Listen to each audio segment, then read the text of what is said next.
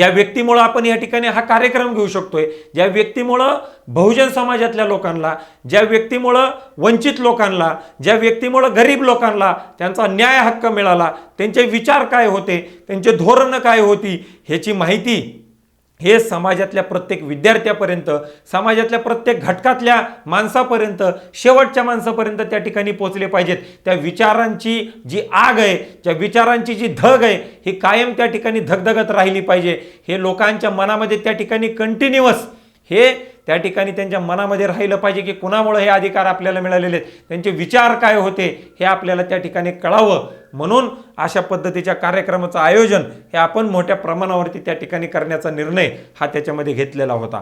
हा निर्णय घेत असताना या कार्यक्रमाला आपल्याला असोसिएट ज्यांनी आपल्याला या कार्यक्रमामध्ये कोलॅबोरेशन केलेलं आहे ते म्हणजे Lions Club of International, Lions Club Pune, Lions Club Pune Pearl, Lions Club Global Teacher. Lions Club Global Teacher ह्या कार्यक्रमाला त्या ठिकाणी जोडतात, ही खूप अभिमानाची गोष्ट आहे जाधव ग्रुप ऑफ इन्स्टिट्यूटसाठी। कारण या भारत देशामधले जे शिक्षक त्या ठिकाणी KG पासून PG पर्यंत ज्ञानदानाचं काम करतात, असे सगळे लोक या कार्यक्रमामध्ये त्या ठिकाणी जोडले गेलेले आहेत।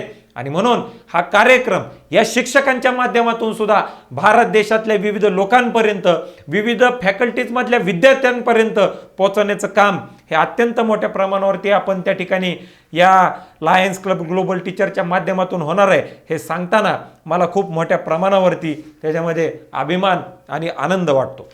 त्याचबरोबर 20 एप्रिलला ॲडव्होकेट असीम सरोदे सर, जे की विधी तज्ज्ञ आहेत, ज्येष्ठ विधी तज्ज्ञ, लोकशाहीतील अभिव्यक्ती स्वातंत्र्य या विषयावरती ते बोलणार आहेत। आज जातीवाद प्रत्येक मोठ्या प्रमाणावरती प्रत्येक ठिकाणी वाढत चाललेला आहे। आज हा शाळा लेवलपर्यंत बारक्या विद्यार्थ्यांपर्यंत त्या ठिकाणी पोहोचलेला आहे। याच्यावरती बाबासाहेबांचे विचार काय होते हाही आपल्याला त्या ठिकाणी विचार करण्याची गोष्ट आणि गरज त्या ठिकाणी मोठ्या प्रमाणावरती आहे।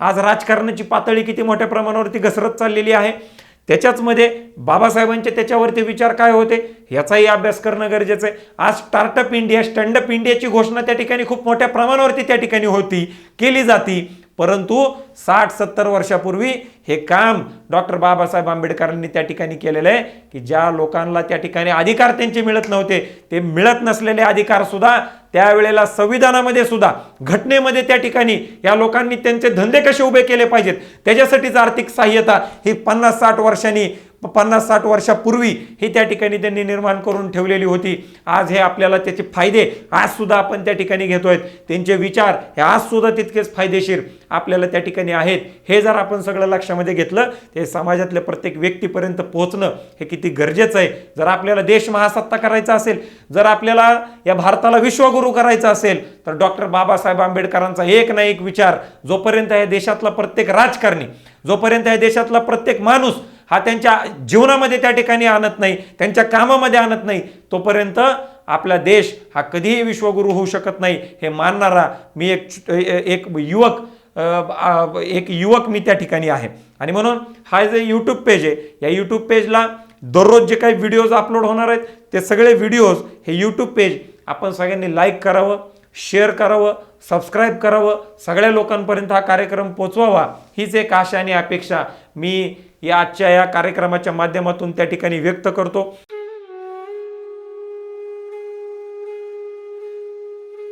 ॲडव्होकेट असीम सरोदे सामाजिक प्रश्नांकडे कायद्याच्या नजरेतून पाहत ते प्रश्न तडीस लावणारे तज्ज्ञ व्यक्तिमत्व म्हणजे ॲडव्होकेट असीम सरोदे।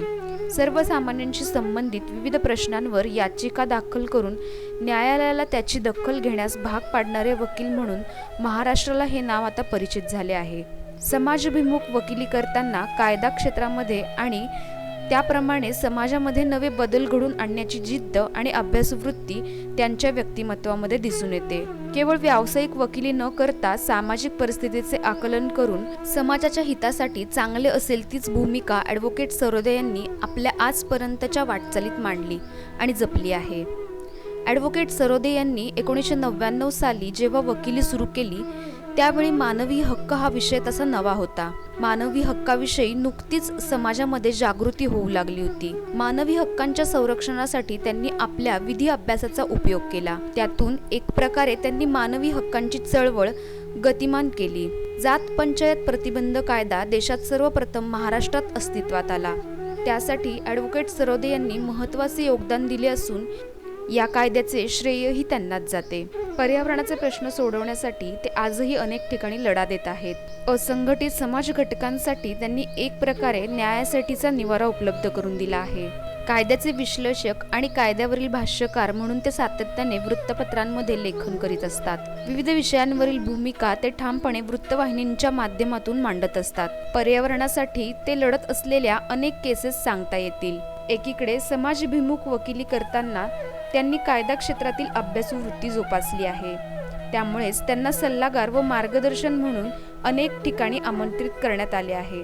CID प्लॅनिंग कमिशन यांना मार्गदर्शन व सल्ला देण्याबरोबरच संयुक्त राष्ट्र संघटनेतही त्यांनी विविध समस्यांविरोधात आवाज उठवला आहे.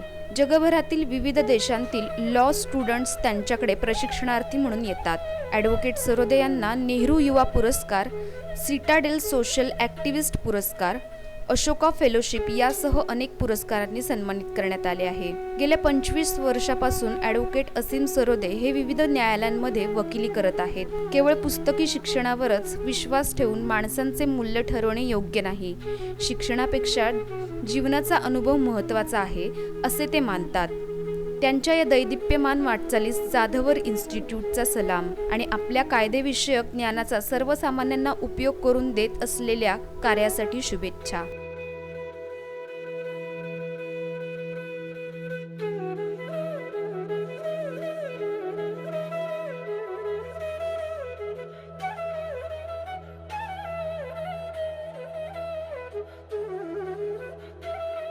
नमस्कार. सध्या अभिव्यक्ती स्वातंत्र्याबद्दल चर्चा करणं हे अत्यंत आवश्यक झालेलं आहे.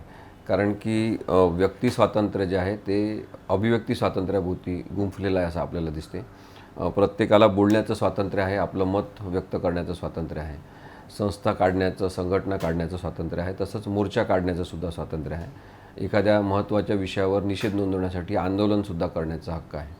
परंतु हे सगळे हक्क जे काही सामाजिक हक्क असतात, काही राजकीय हक्क असतात आणि काही व्यक्तिगत स्वरूपाचे हक्क असतात, अशा अनेक हक्कांचा समावेश हा अभिव्यक्ती स्वातंत्र्यामध्ये होताना आपल्याला दिसतो. आणि या सगळ्या प्रकारच्या अभिव्यक्तींवर एक वेगळंच दडपण आत्ता येत आहे असं आपण अनुभवतो. ते सामाजिक माध्यमांवर असेल, ते वृत्तपत्रांवर असेल किंवा आपण जे फेसबुक, ट्विटर सगळं वापरतो त्याच्यामध्ये सुद्धा अभिव्यक्ती स्वातंत्र्य दडपणारी एक दडपशाही सुरू झालेली आहे असं आपल्याला दिसते. सगळ्यांनी एकच मत ठेवलं पाहिजे, सगळ्यांचं एकसारखं मत असलं पाहिजे, अशा प्रकारचा आग्रह धरणाऱ्यांची संख्या वाढत आहे आणि त्यामुळे अभिव्यक्ती स्वातंत्र्याचा विचार आपण केला पाहिजे. डॉक्टर बाबासाहेब आंबेडकर यांनी युद्धाला सतत विरोध केला होता. युद्ध ही आवश्यकता काही काळ असू शकते, परंतु युद्धनीतीच्या आधारे राजनीती करायची हे अत्यंत चुकीचं आहे असं त्यांचं स्पष्ट मत होतं. आणि म्हणून त्यांनी सांगितलं होतं की लोकशाहीचे दोन शत्रू आहेत, एक म्हणजे हुकुमशाही आणि एक म्हणजे हुकुमशाही मानणारी संस्कृती. आता हुकुमशाही मानणाऱ्या संस्कृतीचा आपण सगळ्यात पहिले विचार केला तर आपल्याला हे सातत्याने दिसतं आहे की एका विशिष्ट राजकीय पक्षाचा दबदबा, धर्माचा दबदबा आणि एका विशिष्ट नेत्याच्या चरणी लोटांगण घेणाऱ्यांची संख्या वाढली पाहिजे अशा प्रकारची संस्कृती मानणाऱ्यांची संख्या वाढत चाललेली आहे. आणि म्हणून डॉक्टर आंबेडकरांनी जी पूर्वसूचना दिली होती धोक्याची ती महत्त्वाची आहे. त्यांनी सांगितलं होतं की स्वतंत्र भारत झाल्यानंतर स्वतंत्र भारतात जर एखाद्या व्यक्तीच्या पायाशी लोळण घेणारे नागरिक तयार होतील तर लोकशाहीला तो सगळ्यात मोठा धोका असेल. त्यामुळे आपण हे समजून घेतलं पाहिजे की राजकीय नेत्यांवर प्रेम करण्यापेक्षा आपण आईवडिलांवर तेवढंच प्रेम का करत नाही हा मुद्दा महत्त्वाचा आहे. आणि राजकारण हे काही स्थिर अशा स्वरूपाचं नसते, राजकारण बदलणारं असते, राजकीय नेते बदलणारे असतात. आपण सातत्याने पाहतो की एका विशिष्ट राजकीय पक्षातला व्यक्ती उद्या दुसऱ्या राजकीय पक्षात असतो, तिसऱ्या राजकीय पक्षात असतो किंवा मग स्वतःचाच एखादा राजकीय चौथा पक्ष काढतो आणि आपण संभ्रमावस्थेत असलेले मतदार आणि नागरिक बघू शकतो. अशा वेळेस मला असं वाटते की नागरिकांची भूमिका ही स्पष्टपणे संविधानिक असली पाहिजे. आपण मतदानाच्या वेळी मतदान कोणाला करायचं याचा विचार करू शकलो पाहिजे. यासाठीच मतदानाच्या काही तास आधी मतदानाचा प्रचार बंद केला जातो आणि नागरिकांना विचार करण्याची संधी मिळाली पाहिजे. शांतपणे सगळ्या गोष्टींचं पुनर्लोकन आपण करू शकलो पाहिजे की आपण या सगळ्या प्रचार झालेल्या गोष्टींमधून कोणत्या गोष्टी ग्राह्य धरायच्या, कोणत्या गोष्टी मानायच्या आणि कोणत्या राजकीय नेत्याला किंवा राजकीय पक्षाला मत द्यायचं. पण ही अभिव्यक्तीसुद्धा दडपण्याची प्रक्रिया जेव्हापासून फेसबुकसारखं माध्यम आलेलं आहे तेव्हापासून आपल्याला पुढे आलेली दिसते की सतत मतदारांसमोर काहीतरी क्लुप्त्या करून वेगवेगळ्या प्रकारचा संभ्रम निर्माण करायचा आणि मतदानाच्या शेवटच्या पातळीपर्यंतसुद्धा आपलं डोकं शाबूत न ठेवता आपण अवास्तव स्वरूपाचा विचारच केला पाहिजे आणि अशाच प्रकारच्या नागरिकांचं भांडवल जमा करण्याची कृती राजकीय पक्ष करत आहेत. जेव्हा अभिव्यक्ती स्वातंत्र्यावर आपण बोलत असतो तेव्हा राजकारण आणि राजनीती याचा विचार करणं आवश्यक असल्यामुळे मी राजकारण हा विषय आपल्यासमोर मांडतो आहे की राजकारण जर करायचं असेल तर ते करण्याचा प्रत्येकाला हक्क आहे. प्रत्येकाने आपला राजकीय पक्ष वाढवण्याचा सुद्धा त्यांना हक्क आहे.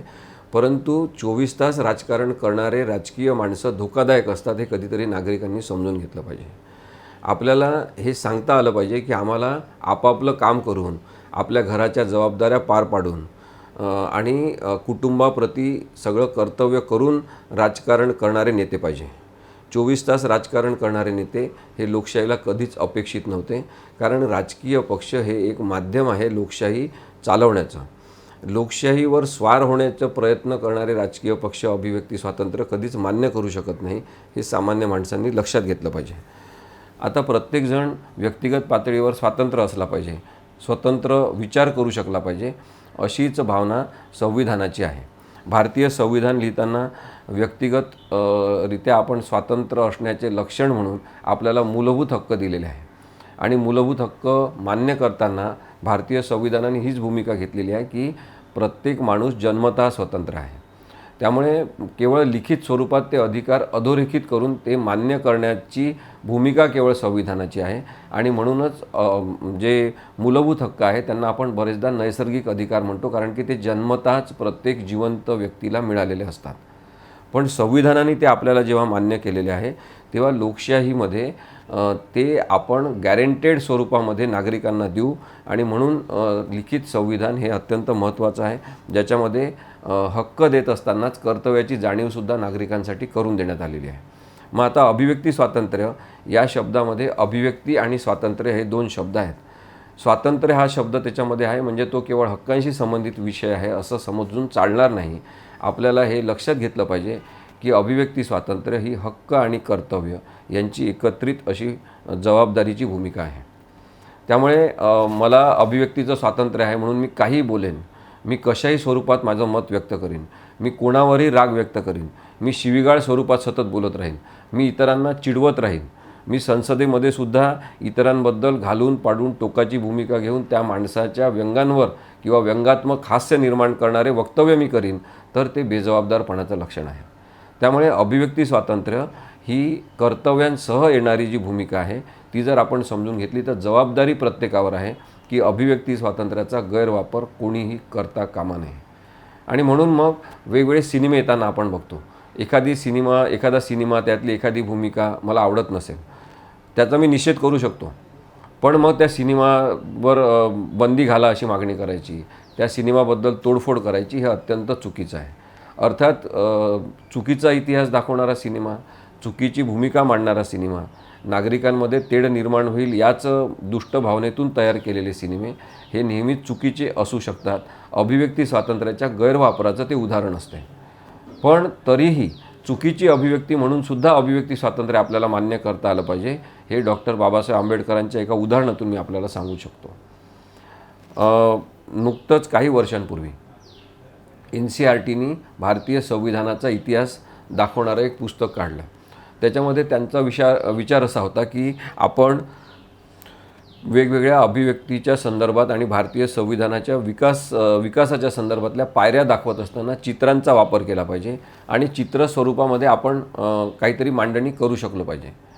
तर त्या संदर्भात जेव्हा ते पुस्तक प्रकाशित झालं तेव्हा शालेय विद्यार्थ्यांपासून तर कॉलेजच्या विद्यार्थ्यांपर्यंत संविधानाच्या प्रगतीच्या पायऱ्या कळल्या पाहिजे हा उद्देश होता. आणि त्यामुळे तेव्हा काही प्रसिद्ध झालेले कार्टून्स, काही चित्र, काही कमेंट्स, जे न्यूजपेपरमध्ये येतात तसे व्यंगचित्र, हे सगळे छापावे असा विचार करून त्या पुस्तकामध्ये त्याचा समावेश करण्यात आला होता. त्याच्यात एक चित्र असं होतं की ज्याच्यामध्ये कासवावर डॉक्टर बाबासाहेब आंबेडकर बसलेले आहेत आणि ते संविधान लिहित आहेत असं दाखवलं होतं. आणि त्या मोठ्या कासवाच्या मागे पंडित जवाहरलाल नेहरू छोटेसे असे दाखवले होते आणि त्याच्यात त्यांच्या हातात चाबूक आहे असं दाखवलेलं होतं. आता हे चित्र काही जणांच्या पाहण्यात आलं आणि त्यांनी असा समज करून घेतला की हा डॉक्टर बाबासाहेब आंबेडकर यांचा अपमान आहे आणि त्यांच्या मागे पंडित नेहरू चाबूक घेऊन उभे आहेत आणि ते स्वतः संविधान कासवावर बसून लिहित आहेत. तर याचा निषेध करण्यात आला. NCERTचं ते पुस्तक जाळण्यात आलं. त्याच्या संदर्भात क्रिमिनल तक्रारीसुद्धा करण्यात आल्या आणि तेव्हा लेखकांपैकी अनेक जणांनी मलासुद्धा संपर्क केला.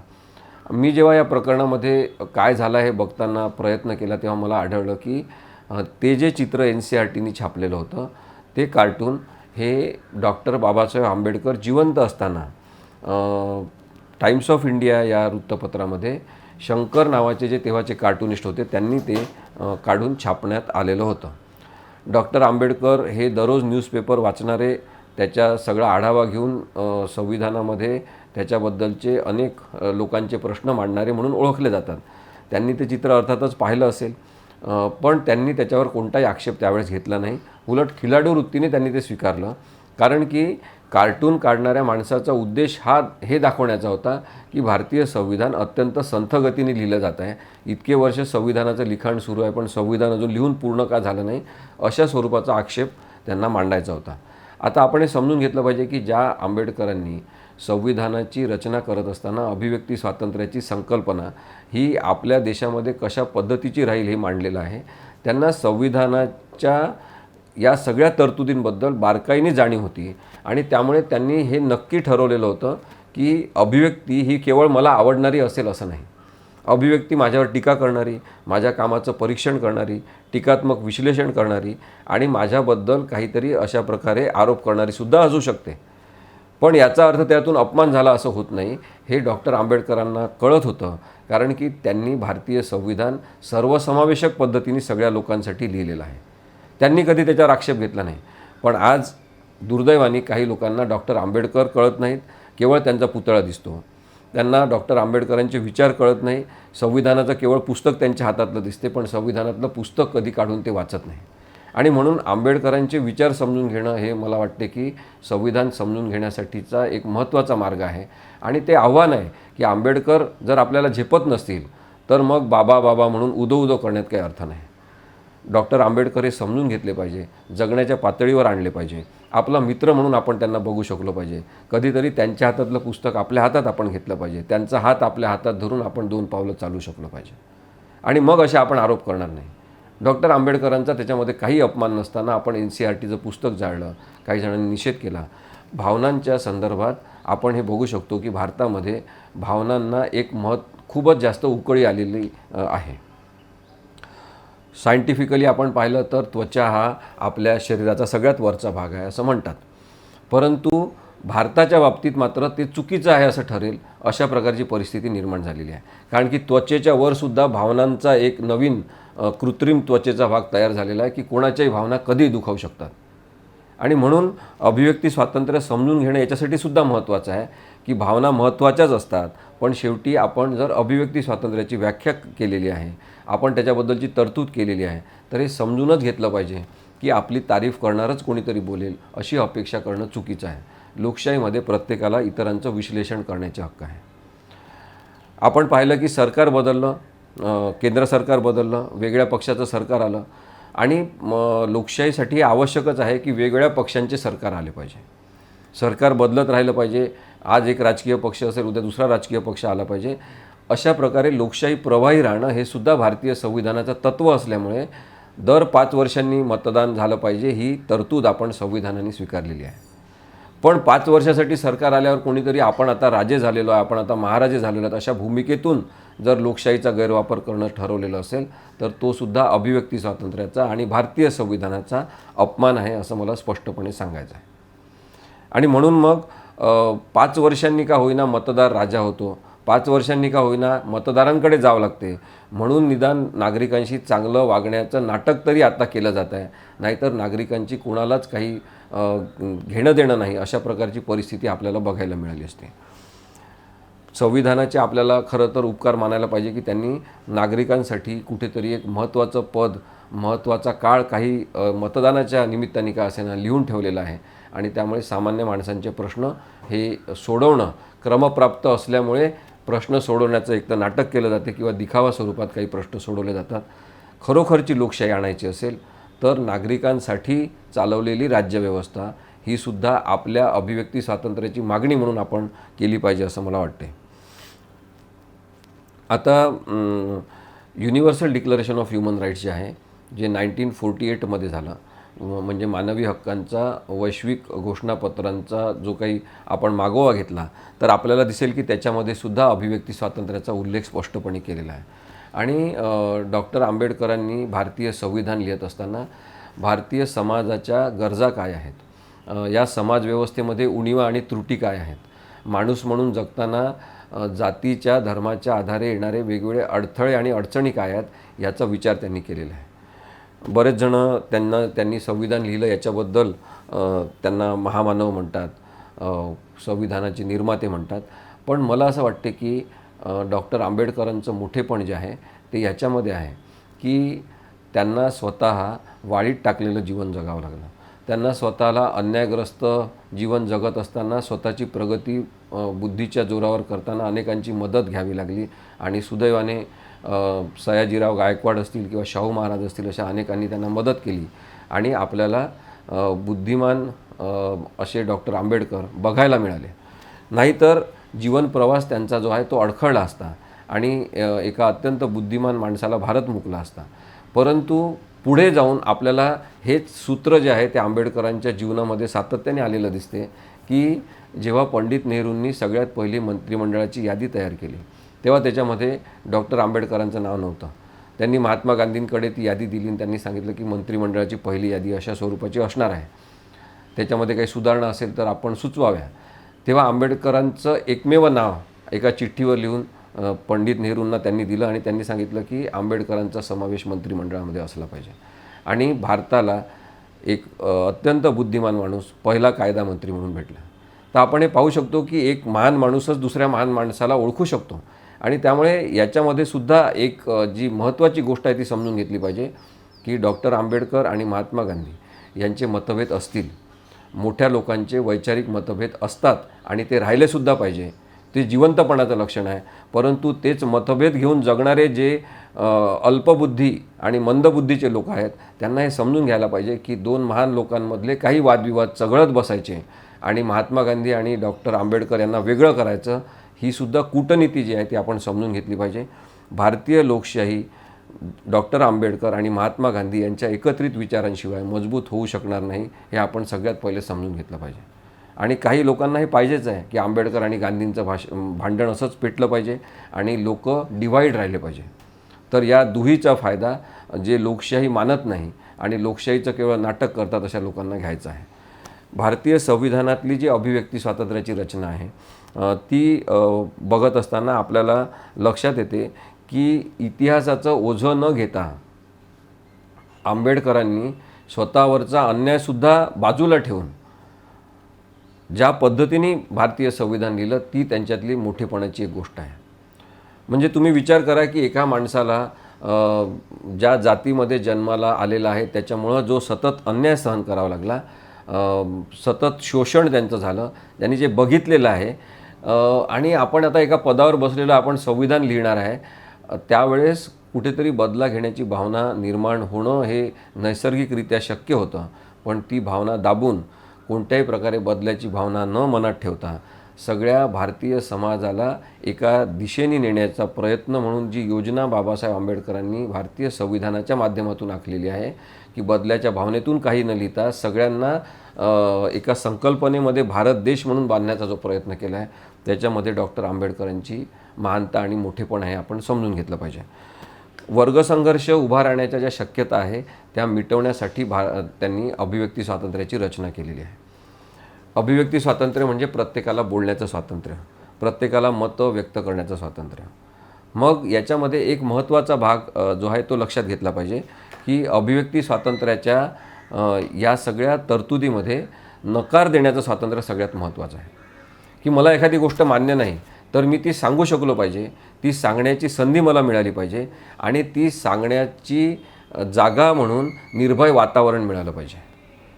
आज आपण पाहतो की एखाद्या विशिष्ट व्यक्तीच्या संदर्भात, एखाद्या राजकीय पक्षाच्या संदर्भात कोणतंच विश्लेषण करायचं नाही, अशा प्रकारची जी दडपशाही आणि हुकुमशाही सुरू झालेली आहे ती अभिव्यक्ती स्वातंत्र्याच्या विरुद्ध असल्यामुळे संविधान विरोधी आहे.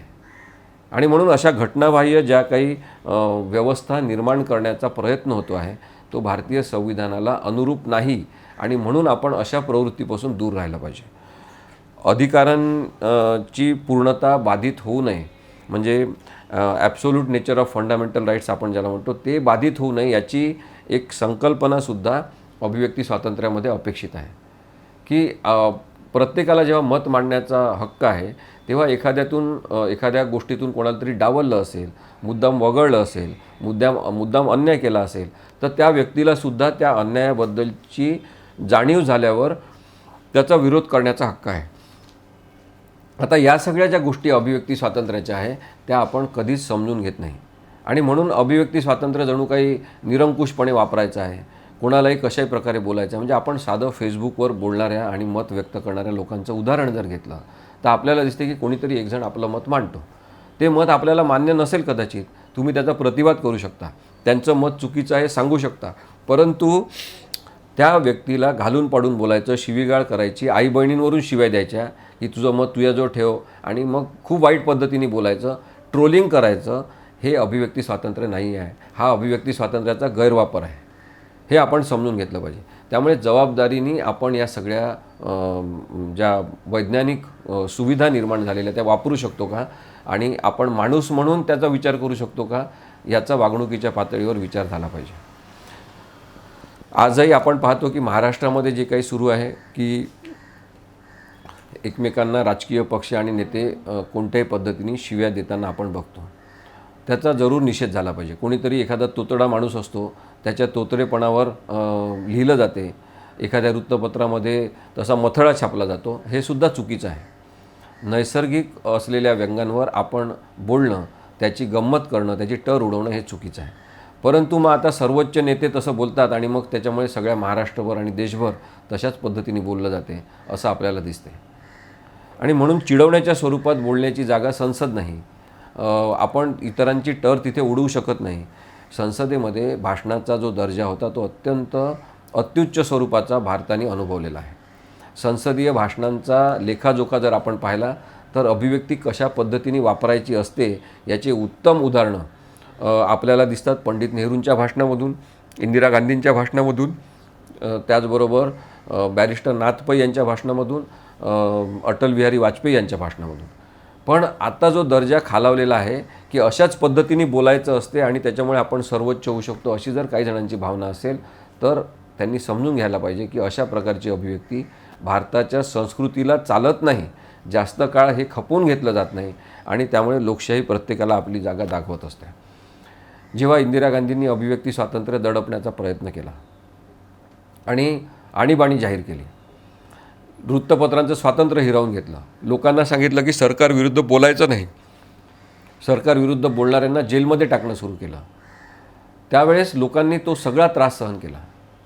पण जेव्हा मतदान आलं तेव्हा इंदिरा गांधीसारख्या बलाढ्य नेतृत्वाला सुद्धा हार पत्करावी लागली आणि मतदारांनी त्यांचा पराभव केला. त्यामुळे हे कुणी मुळीच समजू नये की आपलं खूप अढळ पद आहे आणि आपण कसंही वेडंवाकडं वागलं आणि बोललं तर चालेल, हे समजण्याची मुळीच गरज नाही. भारतामध्ये राजकीय नेते येतात आणि जातात, त्यामुळे आता जे पण आलेले आहेत ते जातील, परंतु कशा पद्धतीने आपण लोकशाहीची पडझड होताना बघतो आहे याचा विचार आपण जरूर केला पाहिजे असं मला वाटते. आणि म्हणून मग अभिव्यक्ती स्वातंत्र्य हा अत्यंत महत्त्वाचा विषय आहे. इंदिरा गांधींनी जेव्हा सांगितलं की वृत्तपत्रांनी सरकारविरुद्ध लिहायचं नाही आणि सरकारविरुद्ध छापणाऱ्यांना त्यांनी अटक करणं सुरू केलं, पत्रकारांना अटक करणं सुरू केलं, तेव्हा एक अत्यंत महत्त्वाचं उदाहरण म्हणून आपण लक्षात घेतलं पाहिजे की इंडियन एक्सप्रेस या न्यूजपेपरनी त्यावेळेस इंडियन एक्सप्रेस असा मथळा केवळ छापून संपूर्ण कोरा पेपर काढलेला होता आणि तो वाटलेला होता की अभिव्यक्ती स्वातंत्र्याच्या दडपशाहीचा निषेध करत असताना आम्ही आता तुम्ही काही छापायचं नाही म्हणतात, तुमच्या विरुद्ध बोलायचं नाही असं म्हणतात, आम्ही काहीच छापत नाही, कोरा पेपर त्यांनी काढला. तर निषेधाचे लोकशाहीचे मार्गसुद्धा समजून घेतले पाहिजे आणि त्यामुळे अत्यंत सभ्य पद्धतीने आपण निषेध करू शकतो हे सगळ्यांनी लक्षात घेतलं पाहिजे. आज एस टीचा जो संप सुरू आहे अत्यंत दुर्दैवी गोष्ट आहे. आपण एस टी कर्मचाऱ्यांची अभिव्यक्ती, एस टी कर्मचाऱ्यांच्या मागण्या, त्यांच्या गरजा या समजून घेतल्या नाही मोठ्या काळासाठी आणि त्याच्यामुळे अशा प्रकारचे संप होण्याची सुरुवात झालेली आहे. एस टी कर्मचाऱ्यांना पुरेसे पगार नाही, पगार देण्यासाठी पुरेसा निधी बरेचदा उपलब्ध असत नाही आणि त्यांचे पगार अनेक वर्ष पेंडिंगसुद्धा ठेवल्याच्या घटना आहेत. एस टी ही अत्यंत वाईट अवस्थेमध्ये गेलेली होती. या सगळ्यांचा निषेध करण्याचा जरूर त्यांना हक्क आहे. नागरिकांच्या सहभावना त्यांच्यासोबत होत्या, नागरिकांना ते दुःख समजून घेता येत होतं. परंतु आपण पाहिलं की जेव्हा वेगळ्या वर्णावर हे सगळं आंदोलन जाते आणि आंदोलन चालवण्याच्या नादामध्ये काही जण काहीही बोलतात, अक्षरशः अत्यंत आक्रस्ताळे पद्धतीने बोलतात, वेडेवाकडे चेहरे करून बोलतात, डोळे बाहेर काढून काढून बोलतात, तेव्हा ती अभिव्यक्ती नसते. तो राग असतो, तो उन्माद असतो, तो अत्यंत वाईट पद्धतीने दुसऱ्यांना हिणवण्याचा प्रकार असतो आणि असे आंदोलनं मग यशस्वी होत नाही. आणि म्हणून मग शेवटी लोकांचा आधार तुटत जातो, लोकांची सहानुभूती अशा आंदोलनांना मिळत नाही आणि अशी सगळी दुरावस्था आपण एस टीच्या सगळ्या आंदोलनाची झालेली बघतो. एस टी कर्मचाऱ्यांना न्याय मिळाला पाहिजे, त्यांच्या परिवारावर कोणताही अन्याय व्हायला नको, हे सगळं मान्य असतानासुद्धा नागरिक आज त्यांना मोठ्या प्रमाणात सपोर्ट करत नाहीत. आणि त्यामुळे मला असं वाटते की आंदोलनाची सुद्धा एक अभिव्यक्ती असली पाहिजे जी आपल्याला समजून घेता आली पाहिजे. एक प्रसंग आपण समजून घ्या की जेव्हा सरकारविरोधी बोलल्यामुळे, सरकारविरोधी कृती केल्यामुळे, नागरिकांना आंदोलन करायला लावल्यामुळे आणि सत्याग्रह करायला लावल्यामुळे जेव्हा महात्मा गांधींना एका कोर्टामध्ये हजर करण्यात आलं, त्यांना सांगितलं की जजनी, तिथल्या इंग्रज जजनी त्यांना सांगितलं की तुम्ही चूक केलेली आहे आणि तुमच्या चुकीसाठी मी तुम्हाला इतकी दंडाची रक्कम ठोठावतो आहे, ही दंडाची रक्कम तुम्ही भरली पाहिजे, नाहीतर आम्ही तुम्हाला अटक करू आणि जेलमध्ये टाकू. सगळा कोर्टाचा हॉल भरलेला असताना हे सगळं सुरू होतं. लोक स्तब्धपणे ऐकत होते आणि महात्मा गांधींनी थोडा वेळ विचार केला आणि त्यांनी सांगितलं जजकडे पाहून की मी शिक्षा भोगणं पसंत करीन, मी दंड भरणार नाही, मी शिक्षा भोगणं पसंत करीन. एवढं एकच वाक्य त्यांनी सांगितलं आणि पुन्हा खळबळ सुरू झाली. मग न्यायाधीशांनी सांगितलं की त्यांनी पण थोडा वेळ विचार केला आणि त्यांनी सांगितलं की ठीक आहे, तुम्ही दंड भरला तर नाही तर तरी चालेल, तुम्ही माफी मागावी आणि मी तुम्हाला सोडून देतो.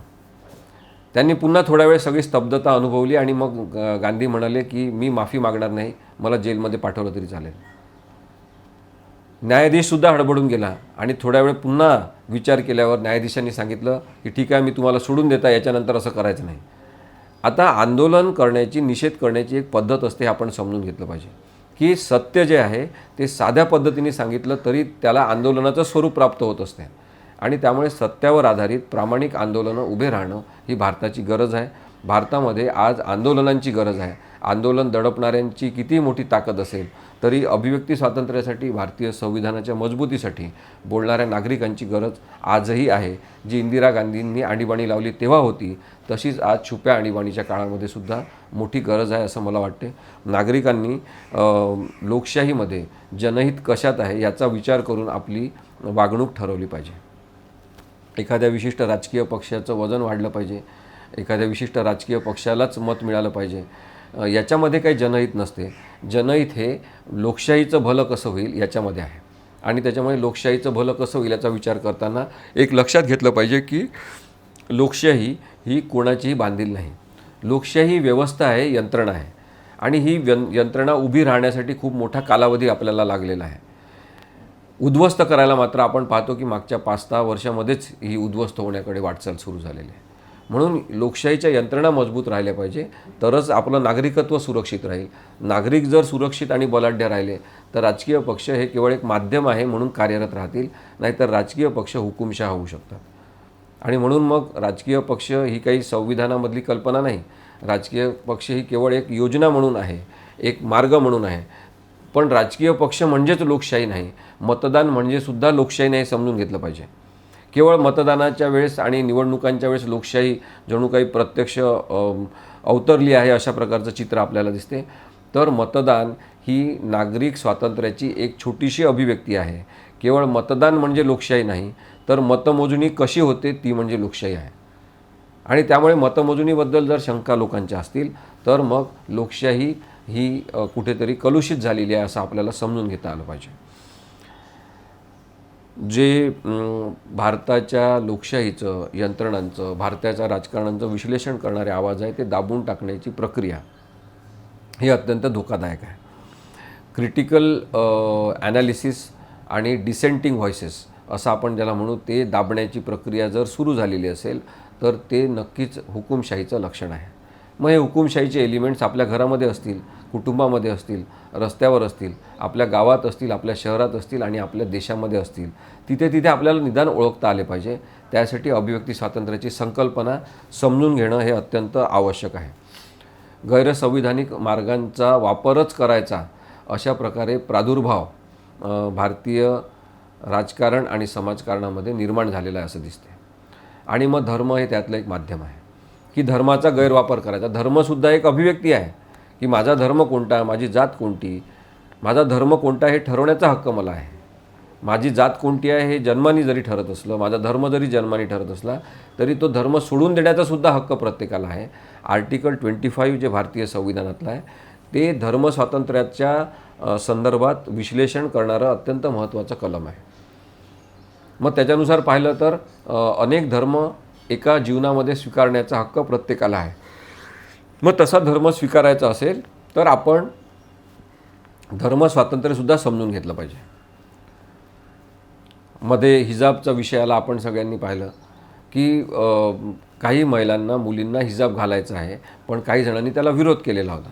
प्रकरण कोर्टातसुद्धा पोचलं. शेवटी कोर्टाने सांगितलं की भारतीय संविधानानुसार कलम 15 नुसार किंवा कलम 19 नुसार जरी तो अभिव्यक्ती स्वातंत्र्याचा भाग असेल आणि विषमता निर्माण न करता आपला पहिराव ठरवण्याचा प्रत्येकाला हक्क असेल, तरी जेव्हा शाळेचे नियम, कॉलेजचे नियम ठरलेले असतात तर तिथे एक ड्रेस कोड आपण स्वीकारलेला आहे की सगळेजण समान दिसले पाहिजे, सगळेजण सारखे असले पाहिजे. त्यामुळे तिथे आपण आपल्या अभिव्यक्ती स्वातंत्र्याचा आग्रह धरू शकत नाही. शाळेने ठरवलेला गणवेश आपल्याला घातला पाहिजे. परंतु बाहेर समाजामध्ये कोणाला हिजाब घालायचा असेल, कोणाला बुरखा घालायचा असेल, कोणाला घुंगट घ्यायचा असेल, कोणाला एखाद्या प्रकारची टोपी घालायची असेल, तसं सगळं करण्याचा हक्क आपल्याला अभिव्यक्ती स्वातंत्र्याच्या संकल्पनेनुसार मिळतो. परंतु नियम असतील तिथे ते नियम आपल्याला पाळावे लागतील. हा जो निर्णय कोर्टाने दिलेला आहे त्याचा आपण अन्वयार्थ समजून घेतला पाहिजे. आणि दुसरीकडे स्त्रियांच्या संदर्भातल्या संस्कृतीला आपण ज्या पद्धतीने राजकारणासाठी आणि धार्मिक रंग देऊन राजकारणासाठी वापरतो त्याचासुद्धा विचार झाला पाहिजे. घुंगट घेणं हे जसं चुकीचं आहे तसंच हिजाब घालून किंवा बुरखा घालून असलेल्या स्त्रिया यासुद्धा चुकीच्याच आहेत. कुठेतरी त्यांना संस्कृतीने गुलाम केलेलं आहे त्यांच्या विशिष्ट कपडे पद्धतीचं. त्यातून त्या बाहेर निघत आहेत असं मला दिसते. मुस्लिम समाजामध्ये संपूर्ण बुरखा घालणाऱ्या स्त्रिया आता खूप कमी राहिल्या आणि मग त्या केवळ हिजाबवर आल्या. मग आता आपण हिजाबचं राजकारण केल्यामुळे मात्र मग जबरदस्तीने मुस्लिमांनी आता बुरखेच घातले पाहिजे, हिजाबच घातला पाहिजे असे सांगणारे मुस्लिम नेतेसुद्धा तयार झालेले आहेत. कारण की मुस्लिम असण्याचं राजकारण करणाऱ्यासुद्धा काही राजकीय पक्ष आणि संघटना आहेत. मग आपल्याला या सगळ्या राजकारणामधून दूर राहायचं आहे. आपल्याला खरोखर नागरिक म्हणून विचार करायचा आहे. तरच आपण लोकशाहीला लागलेले हे दुर्गुण टाळू शकतो. मिस कॉल द्या आणि एखाद्या पक्षाचं राजकीय सदस्य व्हा अशा स्वरूपाची एक टूम सुरू झाली 2014पासून आणि खूप लोक सदस्य झाले. आता मिस कॉल ही संकल्पनाच काहीतरी चुकून केलेला कॉल अशी आहे. मग आता मिस कॉल देऊन एखाद्या राजकीय पक्षाचा सदस्य होता येऊ शकते हाच मुळात एक अत्यंत भोंगळ प्रकार आहे. परंतु मग सगळ्यात मोठ्या लोकशाही असलेल्या देशाचे, जगातल्या सगळ्यात जास्त राजकीय पक्षाचे सदस्य असलेला पक्ष म्हणून परत मिळवायचं. तर हे मिरवणं जे आहे ते कृत्रिम आहे हे आपण समजून घेतलं पाहिजे. आपल्याला राजकीय पक्षाच्या सदस्य असलेल्या देशाचे नागरिक म्हणून घेण्यापेक्षा लोकशाहीची बूज राखणारे, लोकशाहीचं पालन करणाऱ्या देशांचे नागरिकांची संख्या सगळ्यात जास्त असलेल्यांचा देश असं म्हणून मिरवता आलं पाहिजे. आणि म्हणून मग परत आपल्याला समजून घेतलं पाहिजे की सगळ्या यंत्रणा स्वतंत्र आहेत का. न्याय यंत्रणा, चौकशी यंत्रणा या सगळ्या स्वतंत्र असल्या पाहिजे आणि त्यांचीसुद्धा अभिव्यक्ती ही स्वतंत्रपणे व्यक्त झाली पाहिजे. पण आज आपल्याला काय दिसते की अनेकदा काही न्यायाधीश हे राजकीय पक्षाशी बांधिलकी ठेवून आहेत आणि त्यामुळे राजकीय पक्षांच्या संदर्भात जेव्हा भूमिका घ्यायची असते तेव्हा ते न्यायाधीश वेगळंच वागतात आणि त्यांची अभिव्यक्ती ही कलुषित झालेली किंवा भ्रष्ट झालेली आहे असं आपल्याला आढळते. चौकशी यंत्रणांच्या बाबतीत आपल्याला हे सातत्याने दिसलेलं आहे की भ्रष्टाचार हा दूर झाला पाहिजे, प्रत्येक भ्रष्टाचारी माणसाला शिक्षा झाली पाहिजे, अटक झाली पाहिजे, असं सामान्य भारतीय नागरिकांचं म्हणणं आहे. परंतु ठरवून कोणाला तरी मुद्दामून अटक करायची, ठरवून कोणाला तरी मुद्दामून सोडून द्यायचं, अशा प्रकारच्या चुकीच्या पद्धतीने यंत्रणांचा वापर होत असेल, चौकशी यंत्रणा आणि पोलीस यंत्रणांचा तसा वापर होत असेल, CBI, CID किंवा EDचा तशा पद्धतीने वापर होत असेल, तर तो सुद्धा अभिव्यक्ती स्वातंत्र्याचा आणि भारतीय संविधानाचा अपमान आहे. कधीतरी आपण समजून घेतलं पाहिजे. हे बोलता आलं नाही आपल्याला, हे समजून घेता आलं नाही आपल्याला, तर कदाचित लोकशाही टिकणार नाही असं मला वाटतं. दुसरीकडे आपण पाहतो की अभिव्यक्ती स्वातंत्र्याचा गैरवापर हा मोठ्या प्रमाणात धर्मांध झालेले लोक करत आहेत सातत्याने. त्याला हेट स्पीच असं आपण म्हणतो की द्वेषमूलक विधानं करायचे, मुद्दामून द्वेष पसरेल, दुही माजेल, दोन धर्मामध्ये तेढ निर्माण होईल, लोक एकमेकांशी भांडायला लागतील, अशा स्वरूपाचे विधानं करणाऱ्या काही लोकांची संख्या वाढलेली आहे. कधी ते भगवे वस्त्र घातलेले असू शकतात, कधी ते हिरवे वस्त्र घातलेले असू शकतात, ते कोणत्याही रंगाचे कपडे घातलेले असू शकतात, पण त्यांच्या बोलण्यावरून ते खरोखर संन्यासी आहेत, ते खरोखर साधू आहेत का ते संधी साधू आहेत हे आपल्याला समजू शकते. सामान्य माणसाने डोकं ठिकाणावर ठेवण्याची गरज आहे. कारण की बिनडोक लोक हे यांचं भांडवल आहे. यांना पाहिजे आहे की बिनडोक लोक असले पाहिजे, नेहमी भडकणारे, ज्वलनशील अशा स्वरूपाचे लोक असले पाहिजे, रागीट समाज असला पाहिजे, जो इतरांवर जाऊन पडेल, छिव म्हटल्याबरोबर कुत्र्यासारखं एकमेकांशी भांडायला लागतील, अशा प्रकारचे नागरिक ही यांची गरज आहे. आपण तशा प्रकारचे लोकशाहीमधले कुत्रे होणार नाही याची आपण जाणीव ठेवू का, हा प्रश्न मला नेहमी सतावत असतो. आणि म्हणून मी जेव्हा पाहतो की एखादी धर्मसंसद भरवली जाते आणि अत्यंत विकृत प्रकारचे ओंगळवाणे वाक्य बोलले जातात. एखादा माणूस म्हणतो की वो हरामखोर महात्मा गांधी को मारा अच्छा हुआ, आणि तो भगवे कपडे घातलेला माणूस असतो आणि हे असे आपले साधू असू शकतात. आपल्याला लाज वाटली पाहिजे की आपण अशा काही लोकांना साधूचा दर्जा दिलेला आहे. आपल्याला वाईट वाटलं पाहिजे की केवळ कोणीतरी विशिष्ट रंगाचे कपडे घातले म्हणून आपण त्यांना साधू म्हणतो, कोणीतरी दाढ्या आणि केस वाढवल्यामुळे आपण त्याला मौलवी म्हणतो. ही लाजिरवाणी गोष्ट आहे. विचारांच्या आधारे माणसांची किंमत करणं, विचारांच्या आधारे विश्लेषण करून त्या माणसांचं महत्त्व ओळखणं, हे जोपर्यंत सुरू होत नाही तोपर्यंत केवळ कपड्यांच्या आधारे साधू होता येते असे मानणारे लोक वाढत राहतील आणि ते अत्यंत धोकादायक आहे. हेट स्पीचच्या संदर्भात आपण सतत पाहतो की एखादा मुस्लिम मुल्ला मौलवी असतो किंवा कुठला तरी असतो आणि तो सांगतो की थोड्या वेळासाठी आम्हाला सत्ता द्या, आम्ही सगळं उलथवून टाकू, पेटवून टाकू. हे असे सगळेच माणसं धोकादायक आहेत. त्यामुळे तो हिरवा असो किंवा भगवा असो, कट्टरवाद आपल्याला नको आणि तशा प्रकारची अभिव्यक्ती मान्य करणार नाही आपण, हे कधीतरी नागरिकांनी ठासून या लोकांना सांगितलं पाहिजे. अभिव्यक्ती स्वातंत्र्य वाईट पद्धतीचं चालणार नाही.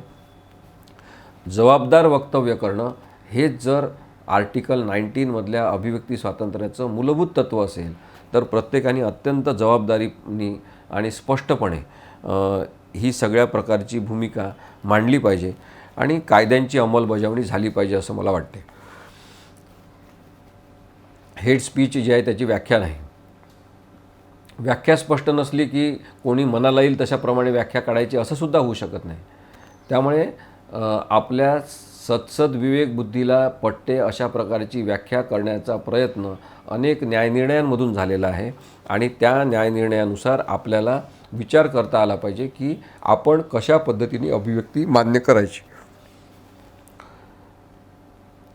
सतत जेव्हा अभिव्यक्तीचा विषय येतो तेव्हा वेगवेगळ्या प्रकारच्या प्रार्थना आणि उपासना पद्धतींचा सुद्धा विचार करायला पाहिजे. कोणी हात जोडून प्रार्थना करतात, कोणी हात उघडे करून प्रार्थना करतात. हात जोडून प्रार्थना करणारा असो किंवा हात दोन्ही पण आभाळाकडे करून प्रार्थना करणारा असो, दोन्ही माणसं महत्त्वाचे आहेत, त्यांच्या सगळ्यांच्या प्रार्थना महत्त्वाच्या आहेत. परंतु आपली पूजा अर्चा उपासना करत असताना इतरांना त्रास होऊ नये याची काळजी घेण्याची जबाबदारीसुद्धा आपल्यावर आहे. आणि म्हणून सकाळी उठून कीर्तन करणारे, भजन करणारे, ढोल बडवणारे जसे चुकीचे आहेत तशाच पद्धतीने सकाळी सकाळी भोंगे लावून नमाज किंवा त्या नमाजची सूचना देणारेसुद्धा लोक चुकीचे आहेत. याच्याबद्दल उच्च न्यायालयाने निर्णय दिलेले आहेत. मी अनेक ठिकाणच्या तक्रारी केलेल्या होत्या 2018-2019मध्ये आणि तेव्हा त्याबद्दल भोंग्यांबद्दल काही निर्णय अत्यंत महत्त्वाचे कोर्टाने दिलेले आहेत. मला माहीत आहे की एक बाबू मिया अशा नावाचा एक माणूस होता, बहुतेक नागपाड्याचा होता, मुंबईजवळचा, आणि तो हायकोर्टाची ऑर्डर घेऊन अनेक मशिदींमध्ये दर्ग्यांच्या तिथे जात होता आणि तिथे दाखवत होता की हे भोंगे लावणं बरोबर नाही, भोंगे खालच्या पातळीवर आणा, भोंग्यांचा आवाज कमी करा. आपण जेव्हा नमाजची सूचना देतो त्याच्यामुळे इतरांची झोपमोड होते, चांगलं नाही, हे न्यायालयाने सांगितलेलं आहे. हे त्यांनी अनेकांना सांगण्याचा प्रयत्न केला. तर सुधारणावादी मुस्लिम लोक आणि सुधारणावादी हिंदू असलेले लोक यांची गरजसुद्धा अभिव्यक्ती स्वातंत्र्य अधोरेखित करताना अत्यंत महत्त्वाची आहे. त्यामुळे प्रतिकात्मक अशी किंवा प्रतिकाराची किंवा टोकाची भूमिका घेऊन काहीतरी आपण बोलायचं आणि दोन धर्मांमध्ये भांडण लावायचं हे सुद्धा अभिव्यक्ती स्वातंत्र्याला मान्य नाही. अभिव्यक्ती स्वातंत्र्याचा हा गैरवापर आहे की तुम्ही हजारो लोक जमा करून जर सांगत असाल की भोंगे लावत असाल तर आम्ही तिथे मारुती स्तोत्र किंवा हनुमान चालिसा म्हणू, असं म्हणणं सुद्धा चुकीचं आहे. अभिव्यक्ती स्वातंत्र्याचा तो पूर्ण गैरवापर आहे, हे समजून घेतलं पाहिजे आपण. आणि म्हणून मग शेवटी वागणुकीच्या पातळीवर जर अभिव्यक्ती स्वातंत्र्याचा विचार केला तर प्रत्येकाने आपली वागणूक बदलली पाहिजे. हे समजून घेतलं पाहिजे की सायंटिफिकली 8 तास झोप ही आवश्यक आहे. शांतपणे झोप झाली तर तो माणूस कार्यक्षम राहतो, तो माणूस चांगलं काम करू शकतो आणि त्याच्यामुळे इतरांना डिस्टर्ब करण्याचा कोणालाच कोणताही अधिकार नाही. आता अर्थात भारतामध्ये काही न झोपणारे नेते वगैरे तयार झालेले आहेत, पण आपल्याला अत्यंत नैसर्गिक माणसं पाहिजे, जे झोपले पाहिजे, ज्यांना वाईट वाटलं पाहिजे, ज्यांना राग आला पाहिजे, चुकांची स्वतःच्या जाणीव झाली पाहिजे, असे नैसर्गिक प्रकारचे लोक राजकारणात आले पाहिजे. जे झोपतच नाही अशा प्रकारच्या लोकांची राजकारणातसुद्धा गरज नाही आणि खूप वेळ झोपून राहणाऱ्या लोकांची सुद्धा गरज नाही. तर सर्वसामान्य माणसांसारखं जीवन जगणारे आणि सर्वसामान्य दिनमान असणारे असे लोक राजकीय पटलावर आले तर कदाचित सामान्य माणसांसारखे ते सुद्धा विचार करतील आणि सतत काहीतरी विध्वंसक विचार ते करणार नाही. झोप न येणं, झोपच न घेणं किंवा झोपणंच बंद करणं हे मानसिक अस्वास्थ्याचं लक्षण आहे आणि ती अभिव्यक्ती जी आहे ती आपल्याला अमान्य करायला पाहिजे की त्यांना खरं तर मेडिकल ट्रीटमेंटची गरज असते. आणि अशा वेळेस आपण हे समजून घेतलं पाहिजे की पूर्ण झोप झालेला शांत डोकं असलेला माणूस याची अभिव्यक्ती उत्तम असू शकते, संविधानिक असू शकते, घटनात्मक चौकटीत बसणारी असू शकते. झोप न झालेला माणूस हा चिडचिडा असू शकतो, रागीट असू शकतो आणि म्हणूनसुद्धा आरोग्याच्या संदर्भातसुद्धा याचा विचार होण्याची गरज आहे असं मला वाटतं. लोकशाहीमध्ये अभिव्यक्ती स्वातंत्र्याचा विचार करत असताना संवादातून प्रत्येक प्रश्न सुटू शकतो याच्यावर विश्वास असणाऱ्या माणसांची गरज आहे की संवादावर प्रचंड विश्वास असला पाहिजे. थोड्या वेळ रस्त्यावर ट्रॅफिक झाली की आपण चिडचिडे होतो, आपण आजूबाजूच्या माणसांशी भांडण करतो, आपण अगदी ट्रॅफिक जॅममध्ये अडकलो की हॉर्न वाजवणं सुरू करतो. तर हॉर्न वाजवणं ही जर अभिव्यक्ती म्हणून याच्याकडे बघितलं तर आपला एक सामूहिक आणि सार्वत्रिक गैरसमज झालेला आहे लोकांचा की आपण हॉर्न वाजवल्यामुळे समोरचा माणूस बाजूला होतो. शहरांमध्ये ही परिस्थिती नाही. त्यामुळे हॉर्न वाजवून ध्वनी प्रदूषण करण्याचा सुद्धा आपल्याला हक्क नाही, आपण समजून घेतलं पाहिजे. सावधतेचा इशारा म्हणून आवश्यक तेव्हा जरूर तुम्ही हॉर्न वाजवा, परंतु इतर वेळेस हॉर्नचे कर्कश आवाज करत फिरायचं आणि अशा गैरसमजात राहायचं की आपण हॉर्न वाजवल्यामुळे पुढचा माणूस आपल्याला जागा देतो, हे शहराच्या पातळीवर शहरांच्या गर्दीमध्ये चुकीचं तत्त्व झालेलं आहे. आणि म्हणून मला असं वाटतं की प्रत्येकालाच घरी जायची घाई आहे, प्रत्येकाला आपल्या कामाच्या ठिकाणी जायचं आहे. आपण थोडा संयम बाळगला पाहिजे आणि आपल्या ची पद्धत आपण बदलली पाहिजे. संवाद हा हॉर्न वाजवून होत असेल तर तो संवाद आवश्यक आहे का याचा विचार झाला पाहिजे. राजकीय असेल, सामाजिक असेल, कौटुंबिक असेल, प्रत्येक जीवनामध्ये अनेक प्रश्न, समस्या, तेढ प्रसंग, भांडणाचे प्रसंग, वादविवादाचे प्रसंग निर्माण होत असतात. त्यावेळेस आपण जास्तीत जास्त चांगला संवाद करू शकतो का याचा विचार झाला पाहिजे. नुसता संवादच नाही तर अहिंसक संवाद पद्धती आपण वापरू शकतो का. जसं मी मगाशी सांगितलं की लोकसभेमध्ये सुद्धा काही जण अत्यंत भडक भाषणं करतात, इतरांना चिडवतात. जसं काही 24 तास निवडणुका आहे अशा पद्धतीनेच लोकसभेत आणि संसदेतसुद्धा जर लोक बोलत असतील तर ते संवादशास्त्र विसरलेले आहेत. आणि त्यामुळे अभिव्यक्ती स्वातंत्र्यामध्ये अहिंसक संवाद पद्धतीला महत्त्व आहे की बोलण्यातून सुद्धा इतरांच्या बाबतीतली हिंसा होणार नाही याची काळजी घेणारा प्रत्येक माणूस तयार होणं, तसे अनेक नागरिक असणं ही किती मोठ्या ताकदवान भारताचं लक्षणे असू शकते हे तुम्ही समजून घ्या. आणि म्हणून लोकशाहीचं अस्तित्व संवादाशिवाय टिकणार नसेल तर संवादावरच खूप विश्वास असला पाहिजे आणि भांडणावरचा विश्वास कमी कमी झाला पाहिजे. भांडणांची गरज पडू नये, भांडल्यासारखं आपण बोलू नये, हे तत्त्व म्हणून स्वीकारलं पाहिजे. अभिव्यक्ती स्वातंत्र्याचा आणखी एक तत्त्व किंवा मूलगामी विचार आहे, तो म्हणजे मतभिन्नता ही सुंदरता आहे. की माझं मत वेगळं आहे, तुमचं कोणाचं तरी मत वेगळं आहे, अनेकांचे वेगवेगळे मतं असणं आणि तरी ते सगळे लोक एकत्र काम करणं, ही जी सुंदरता आहे ती भारतीयत्वाचा आधार आहे. त्याला आपण इंडियननेस असं म्हणू. त्याला आयडिया ऑफ इंडिया असं काही जण म्हणतात, की आयडिया ऑफ इंडियाच ती आहे की अनेक जातीचे, अनेक रंगाचे, अनेक गोष्टी खाणाऱ्या पिणाऱ्या सवयी असणारे लोक असतात, त्या सगळ्यांचा एकत्रित समूह म्हणजे भारत आहे. India is union of states असं भारतीय संविधानामध्ये म्हटलेलं आहे की अनेक राज्यांचा बनून हे संघराज्य तयार झालेलं आहे, असं आपण भारतीय संविधानामध्ये मान्य केलेलं असल्यामुळे प्रत्येक ठिकाणी हुकुमशाही चालेल, सगळ्या राज्यांमध्ये आपलंच सरकार असलं पाहिजे, आपलीच सत्ता असली पाहिजे, असा अतिरेकी आणि राक्षसी विचार करणारे लोकसुद्धा अभिव्यक्ती स्वातंत्र्यासाठी धोकादायक आहेत. आणि हे माझं असं स्पष्ट मत आहे. एक देश, एक वेश, एक भाषा, एक झेंडा, हे सगळं, एक संस्कृती, हे सगळं जे काही तत्त्व आहे ते आपण भारतीय संविधानाने अमान्य केलेलं आहे. आपण केवळ भारतीय संविधानाने भारतासाठी एक झेंडा तयार केलेला आहे आणि तो तिरंगा आहे.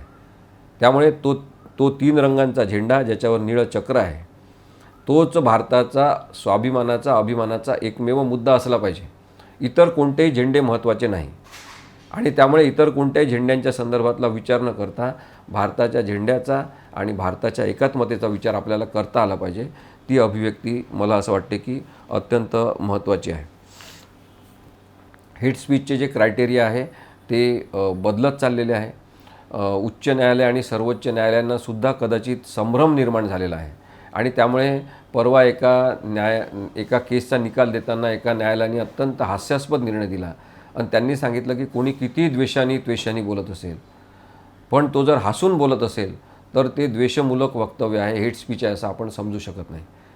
आता हे अत्यंत चुकीचं विधान न्यायालयाने केलेलं आहे, चुकीचा निर्णय त्यांनी दिलेला आहे. पण शेवटी न्यायाधीशसुद्धा आपल्याच समाजामधून झालेले काही लोक असतात, त्यांची समजशक्तीसुद्धा कधीतरी भ्रष्ट झालेली असू शकते, चुकीची असू शकते, त्यांचीसुद्धा दिशाभूल होऊ शकते. त्या न्यायाधीशांनासुद्धा सांगणाऱ्या नागरिकांची गरज आहे की तुम्ही चुकलेला आहात. न्यायाधीशांनासुद्धा आपण सांगू शकलो पाहिजे की तुमचा निर्णय हा चुकीचा आहे. त्यामुळे न्यायाधीशांच्या वर्तणुकीचं, न्यायाधीशांनी दिलेल्या निर्णयाचं आपल्याला विश्लेषण करण्याचा हक्क आहे. प्रत्येकाला विश्लेषणात्मक टीका टिप्पणी करून त्या न्यायनिर्णयाबद्दल लिहिण्याचासुद्धा हक्क आहे. तो न्यायालयाचा अपमान ठरत नाही. हा अभिव्यक्ती स्वातंत्र्याचा भाग आपण समजून घेतला पाहिजे. सामान्य माणसांनी, प्रत्येक राजकीय माणसाचं, धार्मिक संस्थेचे प्रमुख असलेल्या माणसांचं, सत्ताधीश असलेल्या आणि श्रीमंत असलेल्या माणसांचं, कारखानदार आणि भांडवलदार असलेल्या मोठ्या मोठ्या कारखानदारांचं आणि उद्योगपतींचं, प्रत्येकाच्या वागणुकींचं विश्लेषण सुरू केलं पाहिजे, कारण की आपल्याला तो अधिकार आहे.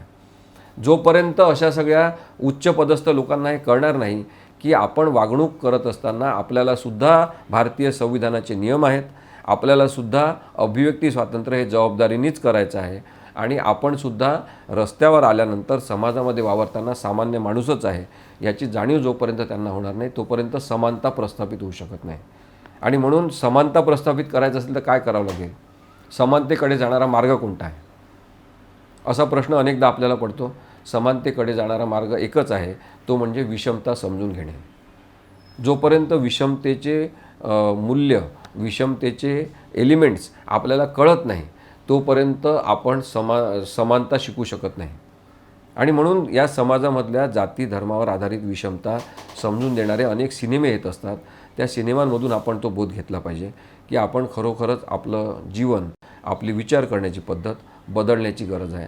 आणि मला असं वाटते की अभिव्यक्ती स्वातंत्र्य हे अत्यंत महत्त्वाचं मूलगामी तत्त्व आहे भारतीय संविधानातलं. जेव्हा भारतातले नागरिक इतरांचं म्हणणं शांतपणे ऐकून घेऊ शकतील, हिंसक पद्धतीने रिॲक्ट होणार नाही, छोट्या छोट्या कारणावरून एकमेकांना मारणार नाहीत आणि राजकीय पक्षाचे बलाढ्य नेतेसुद्धा हे समजून घेतील की एखादा सामान्य माणूस असेल त्यालासुद्धा आपल्यावर टीका करण्याचा हक्क आहे. कोणीतरी आपल्या विरुद्ध फेसबुकची पोस्ट केली, कोणीतरी ट्विटरवर आपल्या विरुद्ध 4 ओळी लिहिल्या म्हणजे लगेच आपले पोलीस पाठवून त्या माणसांना अटक करायची, हे चुकीचं आहे. आणि हे सगळं थांबलं तर भारतीय संविधानाला अपेक्षित असलेली लोकशाही प्रस्थापित होताना आपल्याला दिसेल असं मला वाटतं.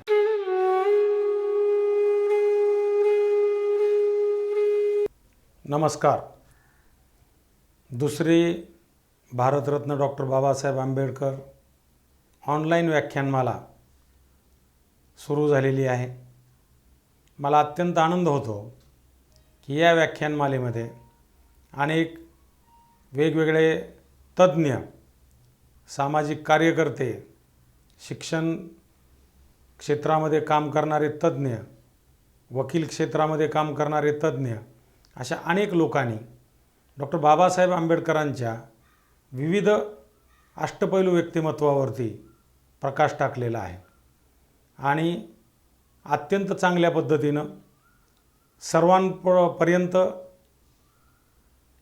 डॉक्टर बाबासाहेब आंबेडकरांचे विचार पोचावेत, वेगवेगळे पैलू लोकांना माहीत व्हावेत, हा या व्याख्यानमालेचा आणि त्याच्या मागचा उद्देश आहे.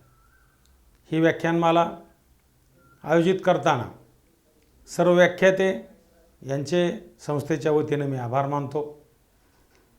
टेक्निशियन ज्यांनी ऑनलाईन ही प्रक्रिया राबवली, तुमच्यापर्यंत पोहोचवण्याचं काम केलं, त्यांचे मी आभार मानतो.